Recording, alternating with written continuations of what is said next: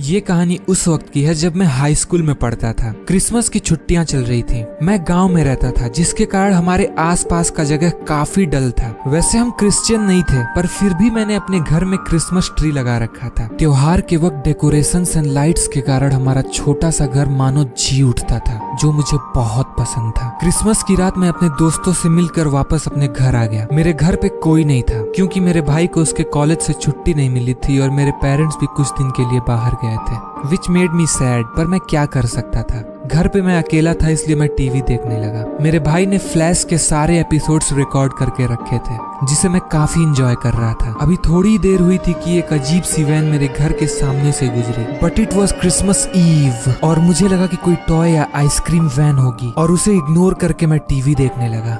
No more than 5 minutes और किसी ने मेरे दरवाजे पे नॉक किया। मैंने दरवाजा खोल के देखा तो ये क्या, अ क्लाउन म्यूजिक बॉक्स?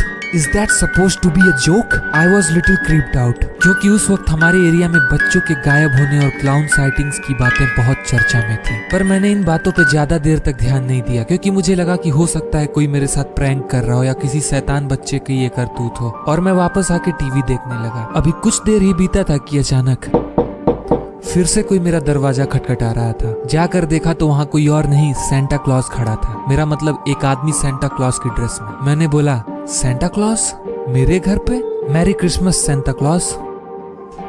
और तभी अचानक मैंने जल्दी से दरवाजा बंद किया। ये एक क्लाउन था जो सेंटा की ड्रेस में मेरे घर आया था। I was shocked to know कि वो क्लाउन्स की कहानियां और बच्चों का गायब होना सच था। अभी मैं ये सोच ही रहा था कि वो क्लाउन मेरे विंडो के पास आ गया और मुझे देखने लगा। दिस वॉज द चांस कि मैंने उसे अच्छे से देखा।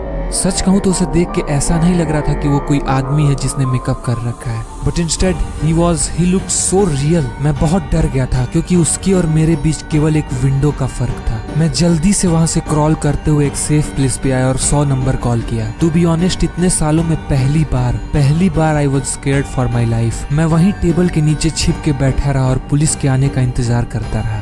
Every minute, every second felt like an hour. वहां थोड़ा भी आवाज होता था तो मैं चौंक जाता था, पर थोड़ी देर बाद मैं रिलैक्स हुआ जब मुझे पुलिस की ब्लू एंड रेड लाइट दिखाई दी। Cops had arrived. उन्होंने मेरे घर और आसपास के जगहों की खोजबीन की, पर वहां कोई नहीं था। वो music box, van, all where vanished, just gone.